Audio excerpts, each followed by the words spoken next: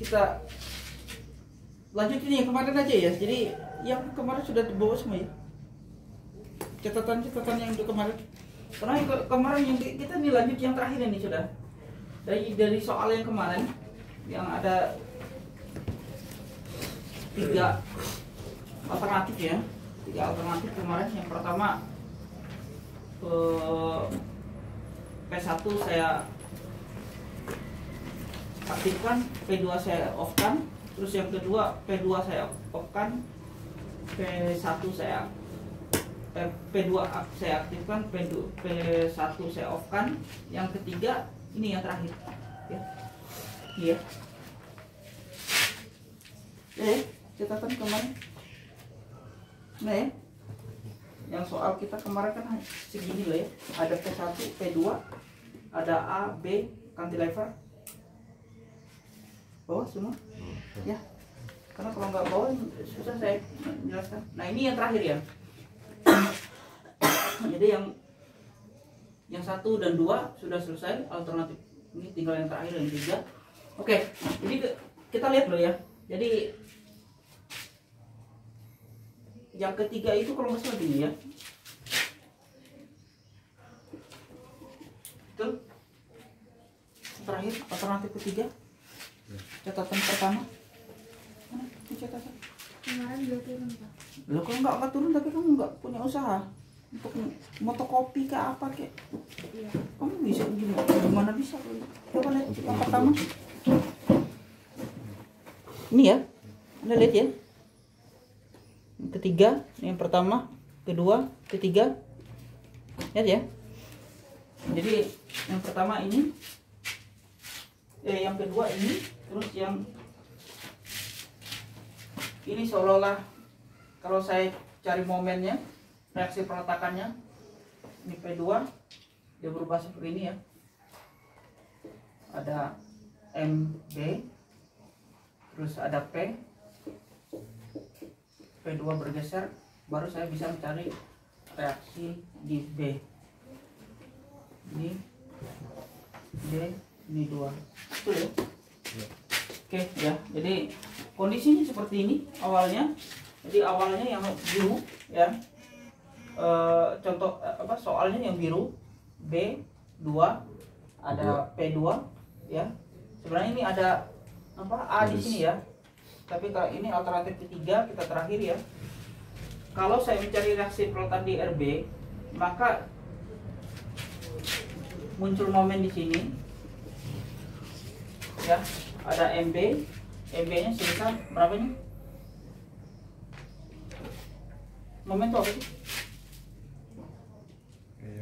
Gaya kali jarak. Gayanya berapa? Gayanya P2 ya? Jaraknya setengah L, berarti PL per 2.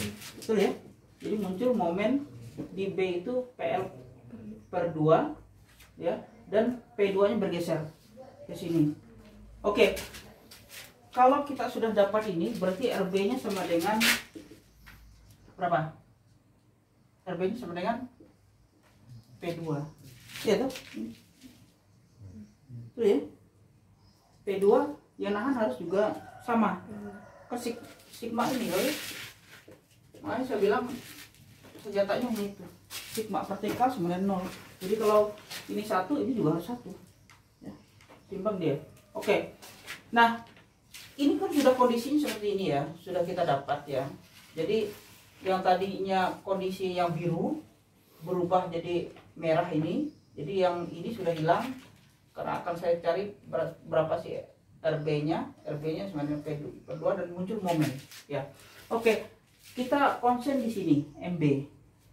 Saya sudah berapa kali bilang bahwa ketika kita mencari putaran, sudut dan displacement, penurunan, itu yang dipakai bukan lagi beban luar tapi beban dalam. Nah, beban dalamnya berapa? Beban dalamnya adalah PL per 2. Anda lihat sini ya. PL per 2. Kan saya sudah beberapa kali bilang kalau kita mencari berapa sih putaran sudut ya, dan berapa sih penurunannya, settlement dari suatu struktur, maka yang kita aktifkan adalah gaya dalam. Gaya dalam itu adalah momen, ya. Jadi gaya luar itu sudah tidak berlaku lagi. Jadi gini loh ya. Ketika saya mencari berapa sih kekuatan balok, ya, artinya saya mendesain berapa balok itu, berapa dimensinya, berapa tulangannya, kan gitu loh ya. Nah, ada beban di atas, ya. Nah, beban ini saya uraikan jadi momen. Nah, momen itulah yang harus ditanggung oleh balok, bukan gaya luar ini. Jadi Anda kalau mendesain itu bukan yang ini lagi, tapi yang ini. Jelas ya? Jadi bukan ini yang Anda pakai untuk desain, tapi yang ini. Kalau Anda pakai ini untuk desain, selesai, baloknya nggak kuat. Ya. Oke ya. Jadi kalau Anda di beton, itu ada namanya P nominal, M nominal. Nah, M nominal dan P nominal itu adalah kemampuan dari balok, kemampuan dari struktur. Ya.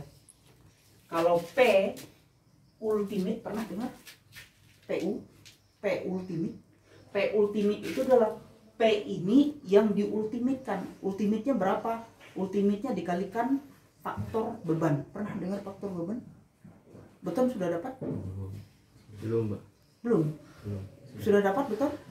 Pernah dengar faktor beban? Berapa faktor beban? Untuk dead load, live load? Jadi saya punya P ini misalnya 1 ton, saya tidak bisa langsung menghitung ini untuk beban. Saya ultimate-kan. Ultimate-nya itu harus saya kalikan faktor beban. Anda kalau baca S-nya dia ada itu. Nah, kalau faktor beban itu adalah 1,2 kali dead load ditambah 1,6 live load. Nah, ini 1,6 untuk live load, 1,2 untuk dead load. Kalau ini dead load, saya menganggap ini dead load, berarti saya harus kalikan 1,2, artinya 120%. Jadi tidak bisa Pak, kalau misalnya saya 1 ton, ya saya nggak boleh jadi ini saya pakai desain. Tapi saya kalikan 1,2, artinya 1,2 ton jadinya. Ya toh, inilah yang namanya P ultimate. Ketika P ultimate, maka saya dapat P nominal. P nominal itu adalah kemampuan dari balok untuk menahan beban. Nanti muncul momen nominal, ya. Sehingga kalau Anda lihat di buku itu ya, itu ada namanya MU, ya. M itu momen ultimate, ya. Itu lebih kecil dari M maksimum, lebih kecil dari M nominal. Ini ya. Ini paling ini. Inilah yang dipakai untuk desain. Kenapa? Karena ini kemampuan balok menahan beban atau kemampuan struktur menahan beban. Ya. Sorry, kita balik ini. Ini. Ya. Jadi atau saya balik.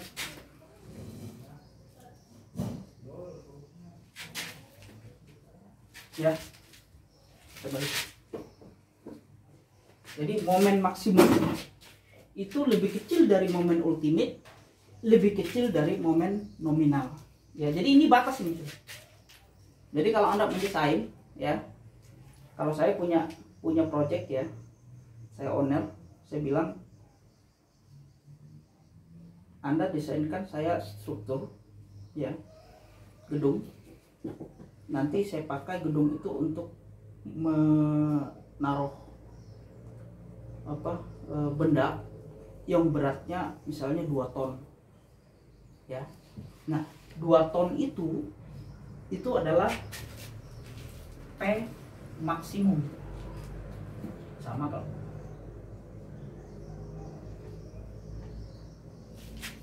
2 ton itu adalah P maksimum, ya, beban.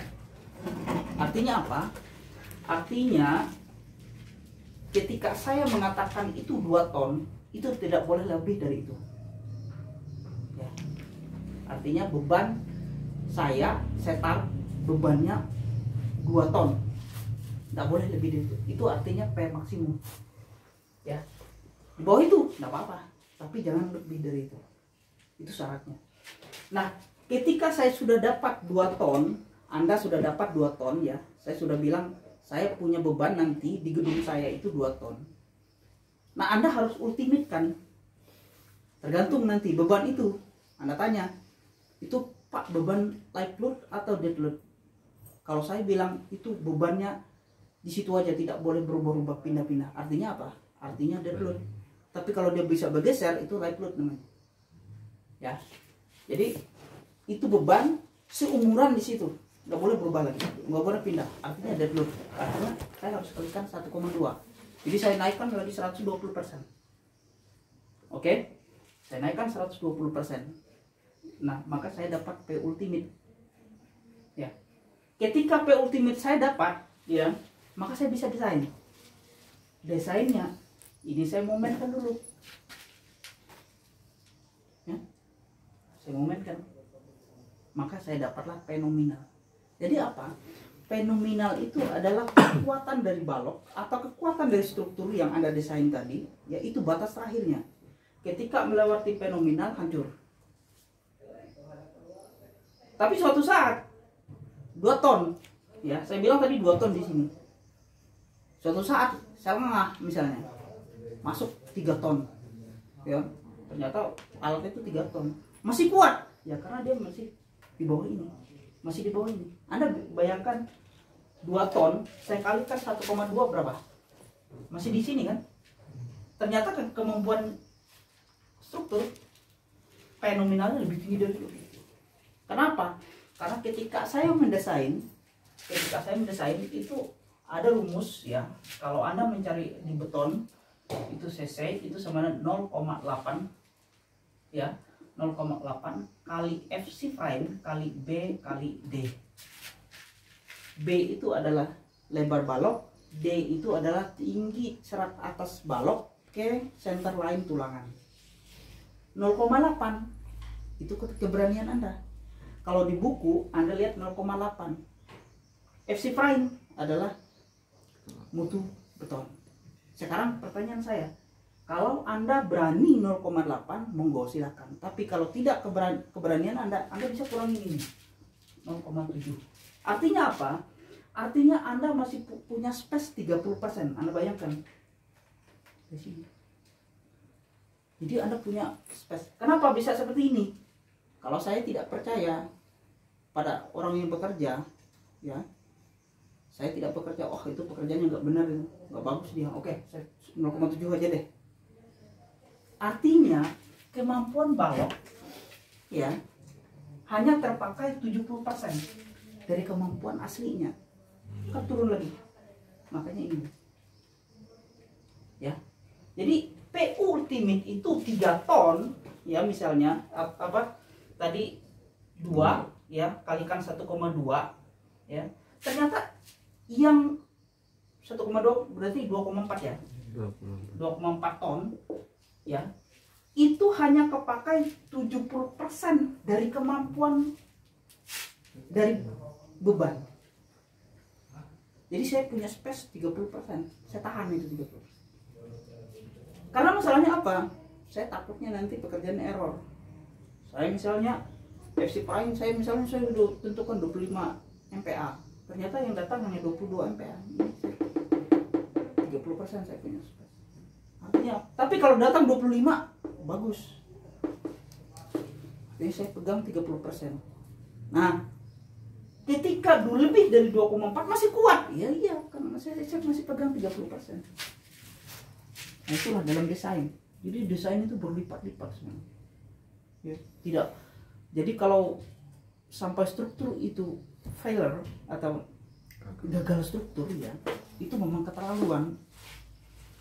Anda bisa lihat rumus ini di CNI atau di kalau Anda sudah dapat beton, ini rumusnya. Ya.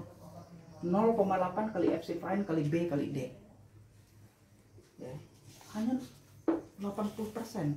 Jadi kemampuan balok itu Anda kasih itu hanya 80%, 20% Anda pegang. 20% itu di sini. ya, di PN ini. Jadi balok itu sukunya 20%. Itu keberanian loh ya. Itu di SNI mengatakan itu. Tapi kalau Anda nggak berani, boleh aja 0,70 atau 0,5 juga nggak apa-apa, bodoh amat nggak ini. Kalau Anda udah percaya sama orangnya, sama tukang segala macam, bikin 0,5. Resikonya apa? Boros. Aman. Iya, tapi aman. Kalau ditanya, kalau saya owner, saya tahu. Wah, kamu ngebohongin saya loh ya. Ya nggak efisien loh ya. Nah, saya tahu. Tapi kalau orang nggak tahu, Anda bisa buat ini. Ngakalin di sini bisa. Ya, bisa Anda buat di sini. SNI batasnya 0,8. Ya, tapi Anda bisa di bawah itu. Tergantung keberanian. Ya. Hancur juga. Oh, ternyata memang nasib sih jelek gitu sebenarnya. Ya. Sudah berlapis-lapis. Anda bayangkan dari 2 ton saya naikkan jadi 1,2. 1,2 saya hanya pasang 80%. Bayangkan. Jadi desain tuh luar biasa sebenarnya. Jadi kalau gagal struktur juga errornya di mana nggak tahu. Kalau hitungannya benar, berarti kesalahannya di lapangan kan gitu. Ya. Itu hanya ini loh ya. Hanya apa? Sedikit ini. Anda kalau dapat beton nanti ketemu itu. Oke. Kembali ke sini. Oke. Jadi saya udah katakan kemarin ya, ketika saya mendesain balok, saya mencari sudut putaran sudutnya, saya mencari settlementnya, maka yang saya pakai adalah momen dalam, gaya dalam. Ya, jadi bukan P ini lagi, tapi saya pakai gaya dalam. Ya. Oke. Setelah saya dapat ya, MB itu sama dengan PL42. Makanya saya balik. Kan kalau saya gambar ini kan kayak gini lah ya. Tahu nggak gambarnya, momennya ini? Kayak gini lah ya. Benar nggak gambar momennya? Ya. Itu. Tahu nggak ini gambarnya? MB-nya di sini kan? Ini 0. Kan dia bergerak sini.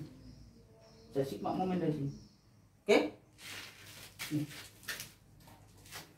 Pertanyaannya, kenapa negatif? Ya. Kenapa negatif?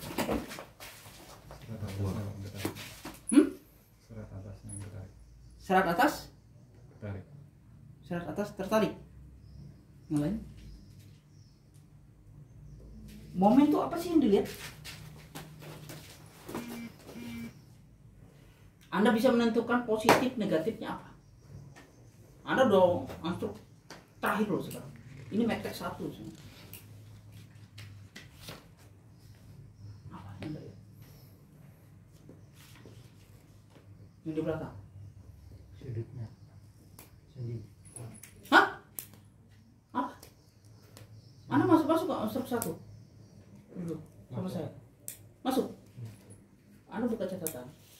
Momen itu apa yang dilihat? Sehingga Anda tahu itu positif negatif. Apa yang Anda lihat?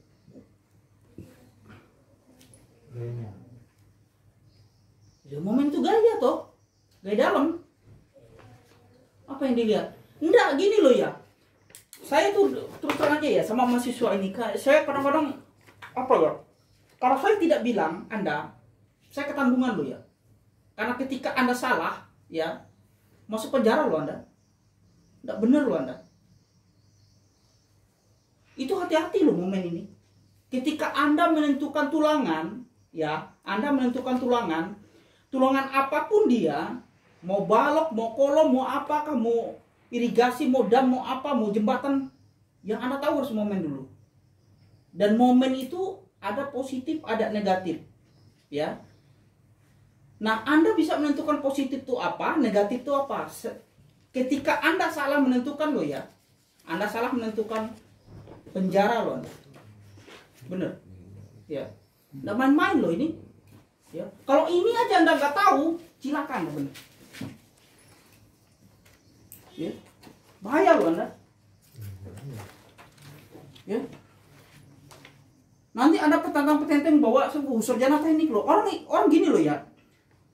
Orang itu ketika orang menyuruh Anda, orang tahu Anda tuh bisa, orang tahu Anda tuh ngerti gitu loh. Karena apa? Anda sudah ST gitu loh.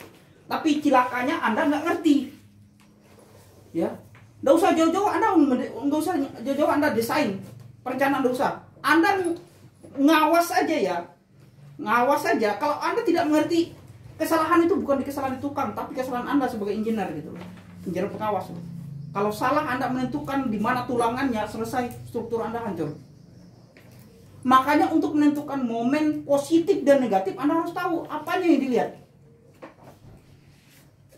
Bahaya loh Anda, ini udah hancur terakhir loh Anda. Nggak ngerti Anda sini, cilaka Anda jalan terus nanti. Anda lulus misalnya, tapi ini nggak ngerti. Jalan terus Anda nggak tahu mana yang negatif, mana yang positif. Selesai Anda. Akhirnya apa? Akhirnya alma mater Anda disalahkan, dosen Anda disalahkan. Padahal Anda yang nggak ngerti, Anda yang bodoh, nggak ngerti tahu apa-apa gitu. Ketika dijelasin Anda nggak ngerti gitu. Ini sangat apa ya? Sangat apa? Sangat riskan kalau Anda nggak ngerti ini. Ya. Nasib hidup Anda dipertaruhkan kalau Anda nggak ngerti. Kecuali Anda selesai sarjana, udah Anda jadi pegawai bank, jadi teller ngitung duit, nah itu nggak ada urusan buat saya. Atau Anda bisnis, nggak apa-apa, nggak ada urusan. Tapi ketika Anda selesai dapat titel sarjana teknik, Anda turun ke lapangan, Anda ngawas, Anda desain, tapi Anda nggak ngerti, ini selesai. Nggak main-main loh ini. Karena ini menentukan nanti di mana Anda naruh tulangan. Anda bisa bayangkan ya, Anda bisa bayangkan kalau balok seperti ini, Anda taruh tulangan di atas, selesai nih baloknya. Hancur baloknya. Karena ini masalah momen, Momen itu menentukan Anda di mana Anda naruh tulangan. Karena tulangan momen itu adalah tulangan yang memanjang loh ya. Ya. Terus ya. Sekarang pertanyaan saya, momen itu orang tahu positif negatif dari mana?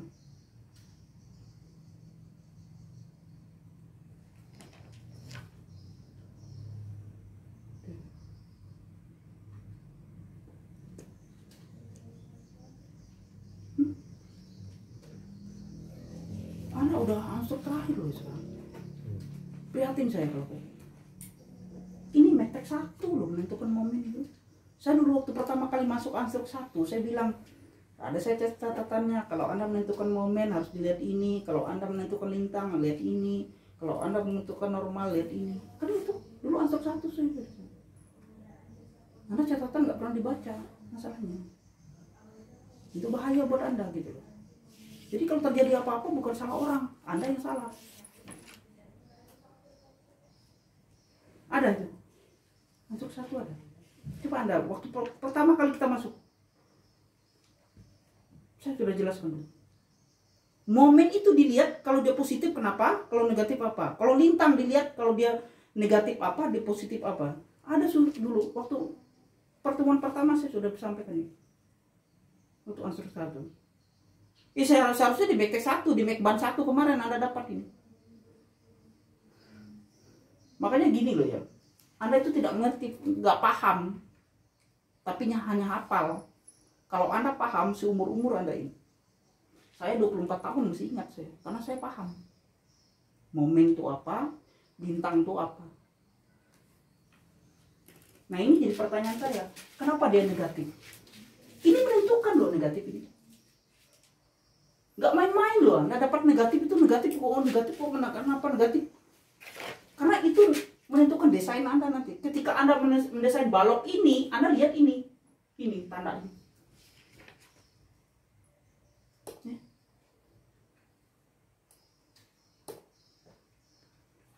Kenapa negatif? Ya.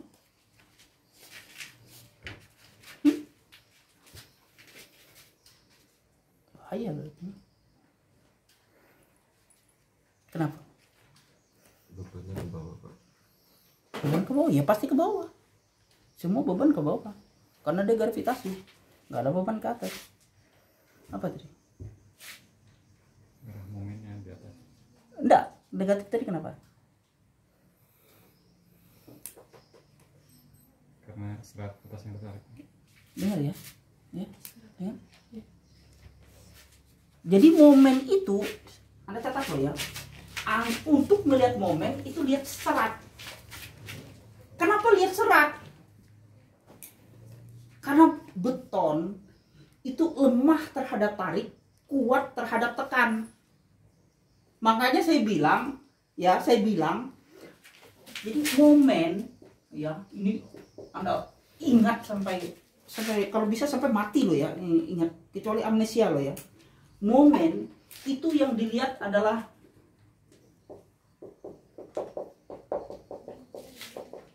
serat. Nih. Jadi fatal kalau Anda nggak tahu. Serat atas tertarik itu negatif, serat bawah tertarik itu positif, kan gitu. Jelas ya? Pernah nggak Anda melihat kalau saya punya balok kayak gini, saya tekan ke sini, melendutnya kayak gini, pernah nggak ini Anda lihat negatif? Pernah di gambar momen? Pernah nggak? Nggak pernah kan? Karena ini positif. Serat bawah yang tertarik, melendut gini. Ingat ya? Melendut gini dia. Artinya apa? Serat bawah itu tertarik. Kalau serat bawah tertarik, jangan Anda pasang tulangan di atas gitu loh. Itu loh hati-hatinya loh. Sekali lagi loh ya, jangan main-main loh. Kalau serat bawah yang tertarik, jangan pasang tulangan di atas. Kalau Anda pasang tulangan di atas, mati. Benar loh. Bukan Anda yang mati, orang yang mati. Karena gedungnya hancur, jembatannya hancur. Mati loh, bener. Kenapa? Karena beton itu lemah terhadap tarik, kuat terhadap tekan. Itu ini apa? Itu beton. Ya.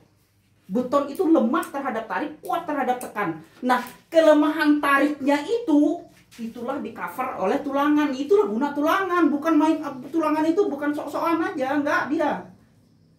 Kalau bisa aja beton semua, orang mendingan beton dong. Kenapa? Karena tulangan itu mahal. Saya beli tulangan diameter 22 itu yang untuk ini, balok ini. Satu ini besi, satu ulir. batang, ya ulir 22 itu harganya berapa? 360.000. Satu ulir. 360.000 itu kalau saya beli semen, ya beli semen itu dapat 7 sak. Satu batang tok. Bayangkan ini terpasang 5 batang yang untuk bawahnya itu. 5 kali 300 bro. Hanya untuk satu balok. Kalau aja beton itu kuat terhadap tarik, kuat terhadap tekan, nggak usah pakai